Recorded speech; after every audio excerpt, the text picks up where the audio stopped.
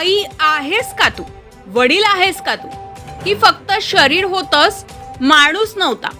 देवाच्या दारी बाळ फेकताना हात थरथरले नाहीत का? छाती दडपली नाही का? रात्री झोप लागते का तुम्हाला? आज एक प्रश्न संपूर्ण भंडाराला छळतोय.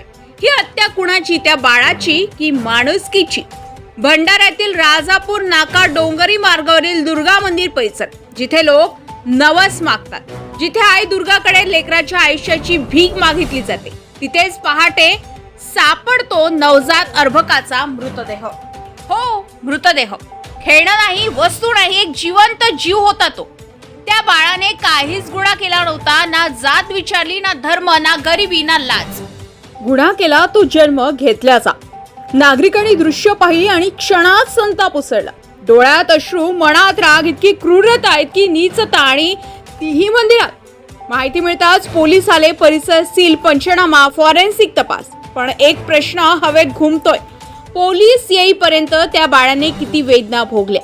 हा मृत्यू अपघात नाही, की चूक नाही, ही मजबुरी नाही, ही थंड डोक्याची हत्या आहे. आणि ती करणारे मोकाट फिरतात. आई वडील कोण? समाजातच आहेत, आपल्यातच आहे. आज तुमच्या शेजारी, उद्या तुमच्या शेजारी.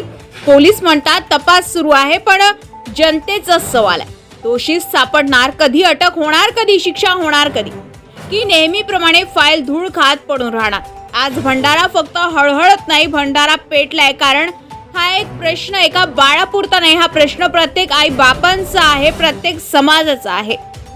आता शांत बसणं म्हणजे गुन्ह्यात सहभागी होणं, आता गप्प राहणं म्हणजे पुन्हा एका बाळाचा मृत्यू. तुम्ही काय म्हणता? अशा नराधमांना कोणती शिक्षा हवी?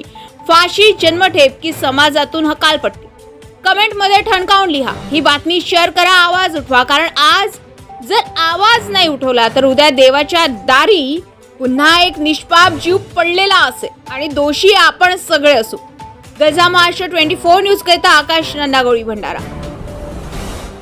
सकाळी काही आमच्या गावचे यदुनाथ परबते आणि हेमंत दिलाराम घोनाडे हे दोघेही रोज सकाळी मंदिराची साफसफाई आणि धुणं पुसणं करण्यासाठी येतात. ते जेव्हा आले त्यांना इथे एक अभ्रक दिसला. त्यांनी मला फोन केला, म्हणून मी इथे आलो आणि पाहिलं तर तिथे एक माता राणी दुर्गा मातेच्या काय म्हणतात त्याला, मूर्तीच्या शेजारी जे जो ओटा आहे त्याच्या शेजारी उजव्या बाजूला एक अभ्रक ठेवलेला होता, कपड्यामध्ये गुंडाळलेला. तो जिवंत होता काय? मी आलो त्यावेळी जिवंत नव्हता.